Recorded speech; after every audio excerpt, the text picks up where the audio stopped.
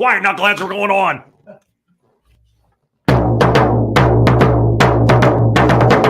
Come on, the show's on. Let's go. Man Cow Show's on live. Welcome to the program. The drums rolling across the floor. Enjoy it because I'm going to be gone for a while. I am off to Peru, and I am. Yes, I'm. What I'm doing. What I'm doing is so freaking crazy. You've seen Timothy Alberino on the show, have you? I am going to Peru to do an archaeological dig, and they are all very serious. I, however, am not very serious. In fact, I bought this pith helmet from the English Army for my trip, and I got this shirt. Now, Steve Dull wore the Hawaiian shirts, and I swore I swore off Hawaiian shirts. You know, the fat guy in the Hawaiian shirt. It's cliche, but in Peru, as I dig, I think this is a good look. So, yes. Do I think we'll find anything? I don't know. Maybe some Peruvian girls. I've seen a couple of Peruvian girls, and they remind me of Ewoks. And I mean that in a good way. This is living. This is style. This is elegance by the mile. Oh, the posh traveling life, the traveling life for me. First captain's table, the regal company. Wherever I'm bored, I travel abroad with proper company. Oh, port out, starboard out, posh with a capital P-O-S-H, P-O-S-H, posh. Off to Peru, me laddies. And will I find something from outer space? I doubt it. Have you considered leaving America? Because the shit is about to hit the fan. One man has done it. Well, he's doing it any day now. A very successful guy, giving it all up. This fascinates me. And you're going to hear all about it in about 30 seconds. 30 seconds. I find this so fascinating. This is the Lion's Den. I hope you knew that before you tuned in. This is where the angels and the devils fight, and they're choosing up sides tonight. Me, I'm part man, part monkey, part mystery, and the angels and the devils are playing tug of war with my personality. Who will win? Who will win tonight? Good or evil? We must fight. We must fight. Pull the string.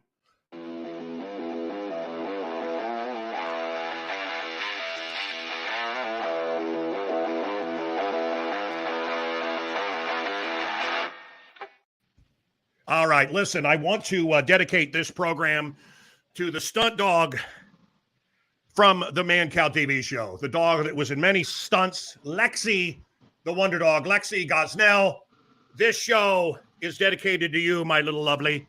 Off to doggy heaven, sucking on a golden bone. This is for you, Lexi. And here's a clip from when she made her star turn on Man Cow TV, the hit TV show. Let's enjoy.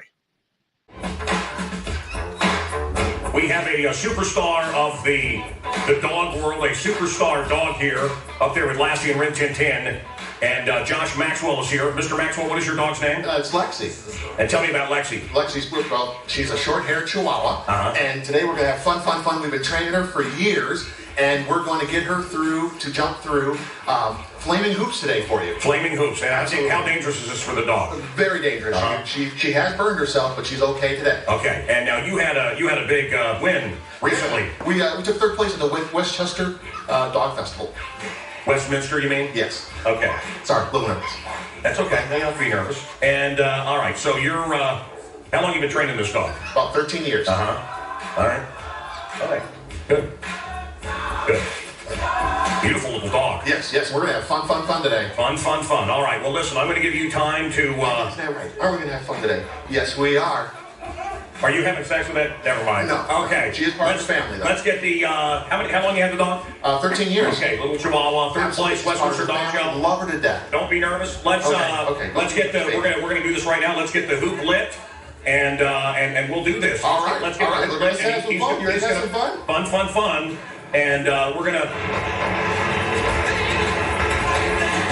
Hey, guys. What'd you do to my dog? light fell, man. The light fell.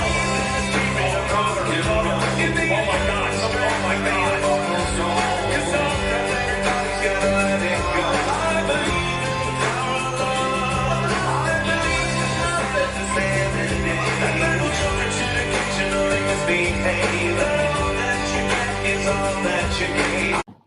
Would you like to be called F. Scott? Nah, you could just call me Scott. You actually, most of the time, you just call me asshole, but I'll just say F. Scott. You actually are F. Scott, and you're. Do you want to talk about your pedigree, or do you not want to? yeah, I don't mind. But by the way, I got to stop and say thanks for the Gilbert and Sullivan introduction. That was that was very exciting. So Yes. So I'm mostly retired now. I still do some work, but 50 years I ran hospitals around Chicago and in Phoenix. I was a hospital CEO for about 50 years. And then I gave 10 years of my life to a national consulting firm that I started, showing hospitals how to make more money, get more money from insurance companies, because as everybody knows, the insurance company doesn't pay the hospital, then the hospital chases you for the money. So I did that and found out what crooks the insurance companies were and taught other people how that went. And then in the last 10 years, I, as you well know, have been involved in politics. I gave 10 years of my life to try and influence, running political campaigns, trying to influence who was in office and what kind of laws we were passing and what sort of decisions we were making. And that didn't work. I didn't get anybody elected. I didn't get any laws put into place. So then I said, that's it. It's bucket list time. Before I get too old, time to hit the road. I'm going to vote with my feet. Okay, wait. Hold on, because you've said so much here. First of all, I find him very fascinating. We speak on a daily basis. We have for a long time. I've told you about sitting with Fioretti and Michael Webdell and David Hochberg's people and all these people, and they're sitting saying to me, well, maybe this this communist Brandon Johnson won't be too bad. And I listen, I spoke with Jewish folks. I hired him to speak at my college, and they said, well, maybe this early on, maybe this Hitler will be okay. Maybe, by the way, he had a big gay following too. People forget that. Maybe he'll be okay. Well, they ended up in the gas chambers as well. Yep. And it can't get worse than Lori Lightfoot. Oh, it couldn't be worse. And yep. I said to Fioretti, I said, Bob, you spent more money per vote than anyone in history in this state, and nobody voted for you. Nobody cares. They don't want it. And I had this idea that people want freedom. They want to be able to fight back. They want low taxes. They want clean neighborhoods. They don't give a shit. They'll step over their dead kids to get their free shit. And that's the bottom line. And I hate to say it like that. And you and I were in there, and also I worked the voting booth and I saw the fraud. So I want to go through this. And people said to me, man, Cal, stop interrupting your guests. And I want to tell you something. That is a very fair critique, because when I'm watching shows like this, I want to hear the guest. But nobody knows who F. Scott is, and I do. So I'm going to have to interrupt, and I know when he gets boring, so I rush these people along when I get bored. When I interrupt, it's because I'm bored, okay? I just want to say that. And my rule when I started this show in 1984 was, if you're bored, the audience is bored. But I understand how rude it is that I interrupt. But Scott, is there an insurance company that you like? Quickly, just name one. Is there one that's good? None. Okay. Girl. Number two, do you have high hopes for Brandon Johnson? That's a joke. Are you kidding? Exactly. This is a communist. He's a communist. You know the difference?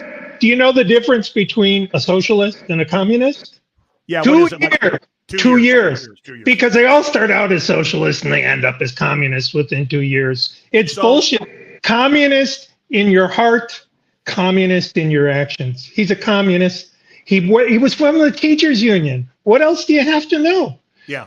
Yeah. Look, guys, Scott ran major hospitals and ran major campaigns. And Scott, is that fair to say, really, honestly, brother, I'm telling you, look, I drove to work at 2:30, 3:30 in the morning. I drove through Cabrini Green, and I pulled babies out of the road, and kids crawling, 3-year-olders in the road at 3:30 in the morning, and I was the bad guy because I pulled them out of the road. I was the bad guy. And I remember a woman, a kid, how old are you? 2 years old? You can't walk. It's just you kind of waddle.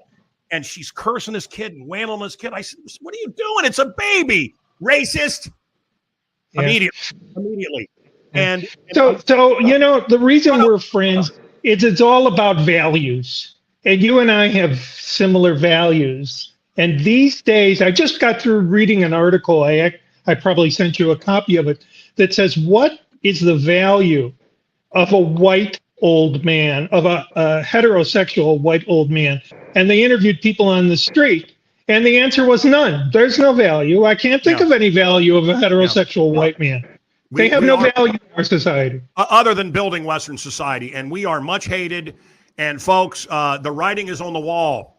And it will get to a point with digital currency where you can't leave. It will get to a point with a button push. If you want to talk about some of the things I talk about, with a push of a button, you'll disappear. Yes. You said a few minutes ago, you talked a little bit about the Weimar Republic in Nazi Germany. As you know, I've not owned a TV in 25 years.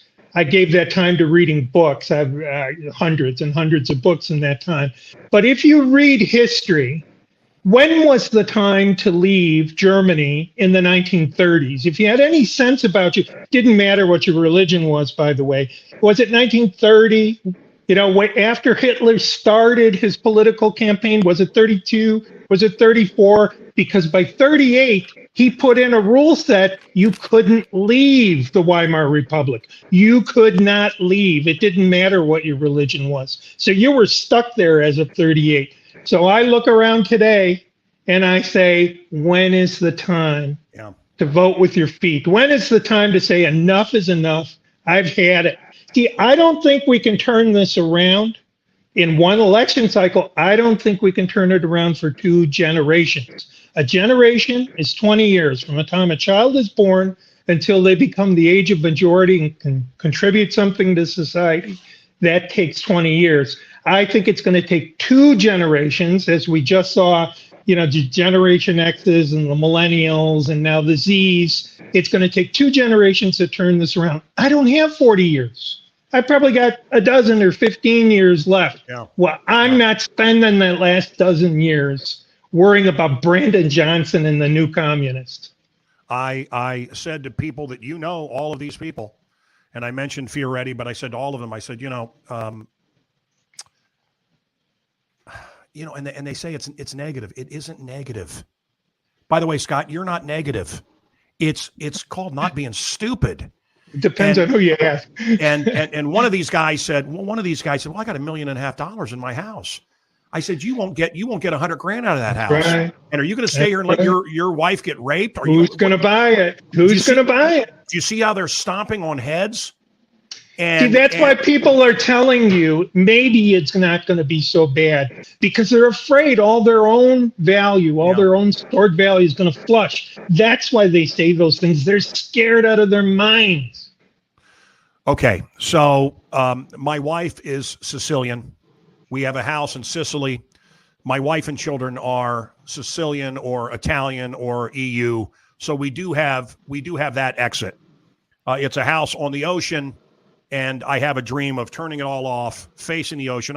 You talk about reading. I read a book a day. So do I. A book a day. I read a book a day. I read biographies. Too. I read biographies. Okay. I read lots of those. And I should sometime bring a stack and give people a list of what to read. But you and I have talked about this. Okay. So if you're just joining us, folks, very successful hospital administrator, mastermind of many campaigns in Chicago and a behind-the-scenes mover and shaker in Chicago. He's decided to get out. This was it. This was it for many people this last election. What I saw in Vallis was a guy that I raised, I think, his first $100,000. I'm saying this publicly for the first time. I had $250,000 ready to hand him, not from me, but from other people like Arnie Granite, who started Jam, and others. I could have easily raised $1 million. And I turn on the radio. And I don't listen to the radio, but I happen to turn it on, and I hear my friend, Paul Vallis, say we shouldn't allow DeSantis to speak here, basically bashing the Fraternal Order of Police that backed him. I hear him saying that Trump should have been in jail a long time ago, basically coming out against school choice, saying we should teach homosexual studies to children, and we should teach critical race theory. By the way, these are all things that, to me personally, he would say differently. And so I thought, well, so and me too. You know, I'm friendly with Paul as well. And you and I have discussed this. The old saw is when you're campaigning and you're in politics, you campaign in prose. So especially in the city of Chicago, where it's dyed blue, it's the deepest blue of the whole country. You have to appease those people. And so you've got to choose your words in such a way that you don't chase them away, that you have a hope of getting some of those votes. Yeah. Now look at the small margin he lost by. Look at the tiny margin he lost by. I'm gonna tell you what happened. A lot of people that came to my fundraiser and a lot of people that wanted to give him money went, you know, and me too. And this is Paul Vallis is one of my closest friends, and I haven't heard from him because I wonder, was it Paul that lied to me every day, or was it Paul that lied to everybody in those final weeks? The head of the Democratic, hang on, the head of the Democratic Party, one of the heads said to me, if there's a guy that can ruin a race, he's going to win. But if there's a guy that can mess it up, it's Paul Vallis. And boy, did he. And you know, Scott, wait a minute. Hang on, Scott. This is one of the reasons you're leaving. And this is one of the reasons I'm disheartened. This is one of the reasons I don't want to be part of the boys. This is one of the, I got 2 job offers last week from my agent, Steve Mandel. And I said, no, Mancal, why aren't you doing this? Why aren't you doing that? Because I don't want to be part of it. Okay. I don't want to be part of it. I don't want to be part of the problem. And I don't want to contribute my art, my voice to this. And so wait a minute. So is it, and I love Paul. Paul, forgive me. But is, you got to lie. Well, that's what you do. I'm sick of it. This always picking the least lie. Well, he's the least liar. At least Brandon Johnson came out and said, I'm a commie and I'm going to ruin your life. I'm a monster. That's what I am. And people voted for him. Vallis was trying to, I just can't, I don't understand it. And all these Catholics that are, I can't really speak about abortion. Really? What? I'm just sick of it. I'm sick of nobody having any backbone anymore. Any foundation. Well, I am too. And you're right. That's, one of the top reasons why I'm out. Okay, so Scott is leaving America. That could be a TV show. We could do a reality show. What I wanted to say about Sicily is I would sit there. I wouldn't understand the language. My wife will do the shopping, and I'll sit with my back to the world as it burns, and I'll look at the ocean, and I'll turn everything off. That's one dream I have. And I said to my wife today, I said, we are leaving. My property taxes have doubled. We are leaving. Well, we have a place for the kids to come to. We can have a place for them to come to in Japan. We can have a place for them to come to in South America. We can have a place for them to come to in Italy. It breaks my heart to see this. They're going to take our guns. They're going to go to digital currency. And you say it's going to happen everywhere. Scott, you and I have talked about this. It is going to happen everywhere. But I want to go somewhere out of these cities where it's going to go slower, where I have enough time to enjoy my life. I don't want to spend the rest of my life fighting the creeping communism or we're in complete agreement. We're in complete agreement there. I've only got, a dozen, 15 years. Stop it. How do we pick, Scott, for the person that's watching? Let me tell you this story very quickly. So when I was running my national consulting firm, I had 5 partners. They are all dead now. They've all died. But when we were together, we would play this game. We played it for about a year or two. And it was money notwithstanding. If you could go anywhere in the world, where would you go? And you had to argue good criteria. Well, they've had the revolution. Well, they make their own energy. Well, they have their own ocean port, and they have fresh water from a river, et cetera. You had to argue reasons why you would pick that place. And my partners and I did that for a little over a year. And it was easy to eliminate some places. You're not going to live in Russia. You're not going to live in China. So, you narrowed it down quickly. And I got it down to, I actually chose Uruguay for these critical reasons. They have fresh water. They have their own port. They've had the revolution. They make their own food. They have their own energy, et cetera, et cetera. But then a place I had wanted to go to since I was a teenager, since I was in high school, and I read about the Paris of South America, and that's Argentina. And Buenos Aires in particular. And that's where I'm going. Your fries are done. My fries?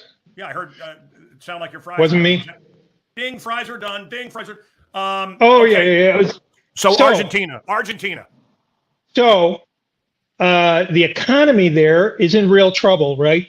So I actually double my money when I go there. So I turn in my dollars and I get Argentine pesos, and I get double the value, double the number, not just the number of pesos, but it's actually double the value. So I give them $1,000 and I get $2,000. What's the dinging? I Ralph, don't know.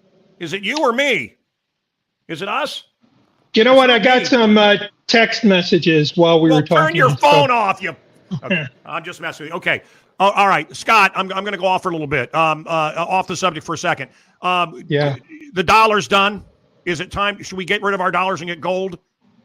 Well, I've been doing that for a while, gold and silver. Okay, and silver's too cumbersome. Okay, what about the ladies of Argentina? Are they attractive?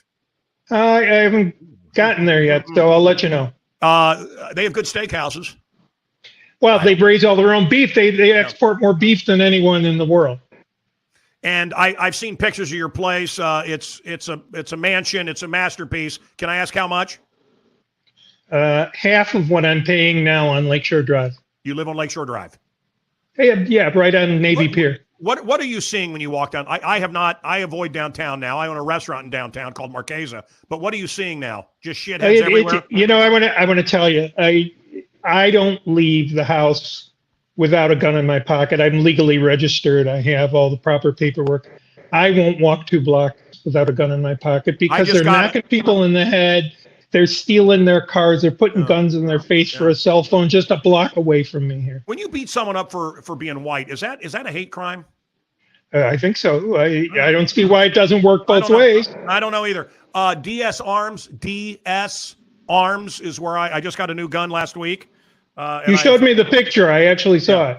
Yeah. I have almost the identical piece. Not quite identical, but almost. Well, my piece is like yours, only much, much bigger. Okay. All right. So you're moving there. Your kids will come visit you. Why not? I'm going to come visit you and see if that's for me. I want to go to Japan. I want to move to Japan. Although my wife, again, look, 18 years. My daughters are 18. They're off to college, and I've done what I should do. But that time is over. Yeah. My boys are in their 30s. I had lunch with them yesterday, and they said, within 2 months, we'll be down there to visit you. We can't wait. We're excited for you. We're happy for you. All right. Me talking about my daughters is as boring as you talking about your kids. Okay. Just so you know. Okay. So let's talk about where's Chicago? What are we going to see in the next couple of years? You've been a mover and shaker. You've been behind the scenes. What's coming for Chicago? It's clearly a decline. So we're going to see business. You talked about it already. You're going to see businesses getting out just the way we saw. Some of the businesses pulled out in the last few weeks, like Walmart. But you saw the article from San Francisco.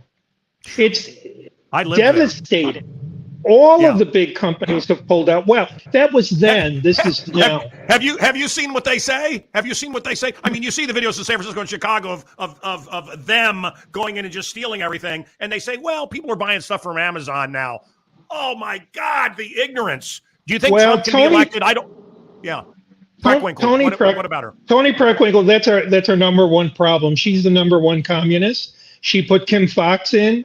And then we've got Chief Judge Evans, who says, no, don't lock in. See what they're doing, and they don't talk about it, but you can see it. They're tearing down the jails. They're emptying the jails. They're saying, we don't want to have jails. It's too expensive. It costs $60 or $80 a year to keep these people in jail, to feed them and clothe them and guard them. And so let them just stay on ankle bracelets and go home, except they cut the ankle bracelets off and they go out and commit another crime just like the one they got convicted for. So the people with this communist mentality, with this, there is no punishment, let them go mentality, it's going to spiral down until there's an absolute crash and crisis where there is no more money flowing through the tax system, where there are no stores available on Michigan Avenue, everybody pulls out.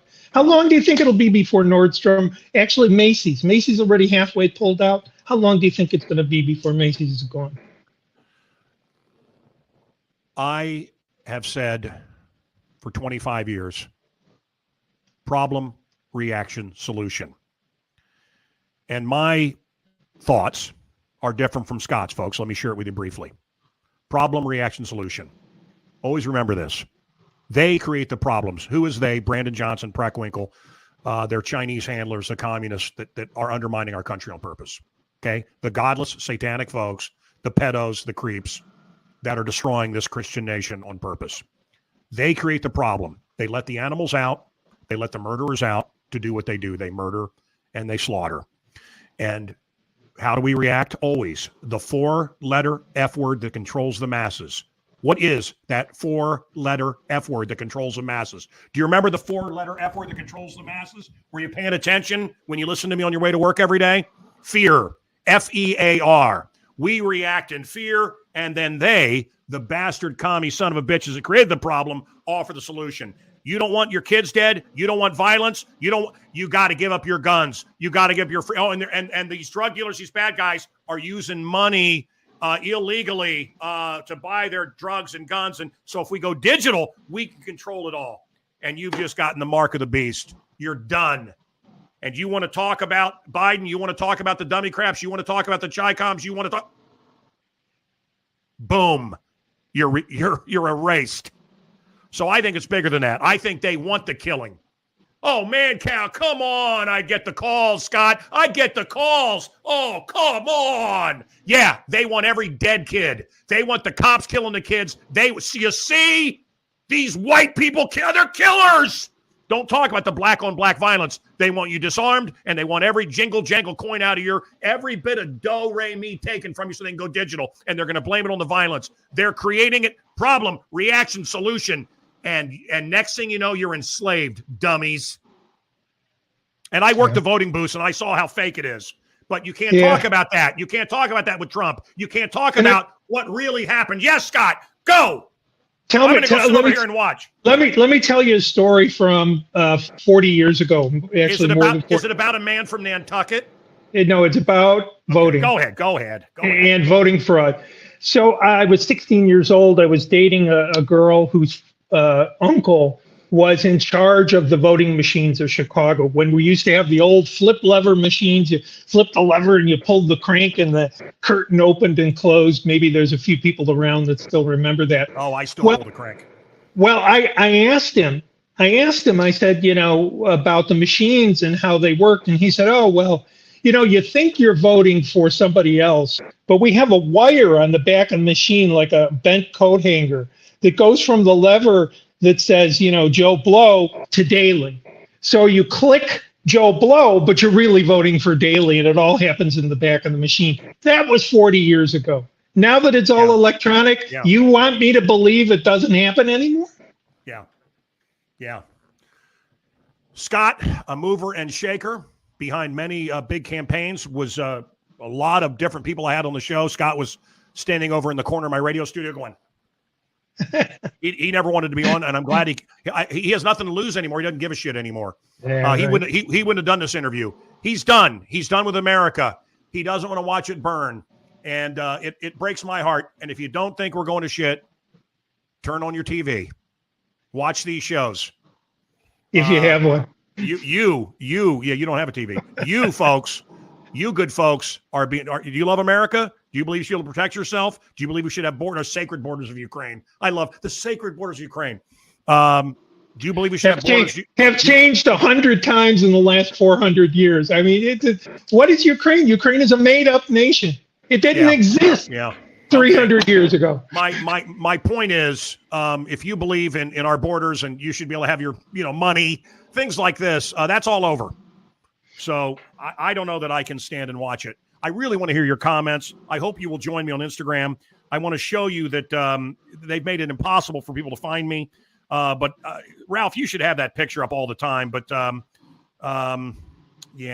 do I don't know if you're going to be able to see it, but it looks like that cartoon. Can you see the cartoon there? You see it with the blue? That's what it looks like. And you won't be able to find it, but it's a painting of me as an emperor.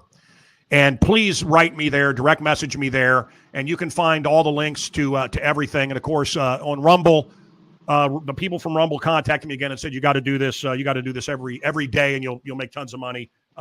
Look, I'm traveling the world, and I got stuff to do.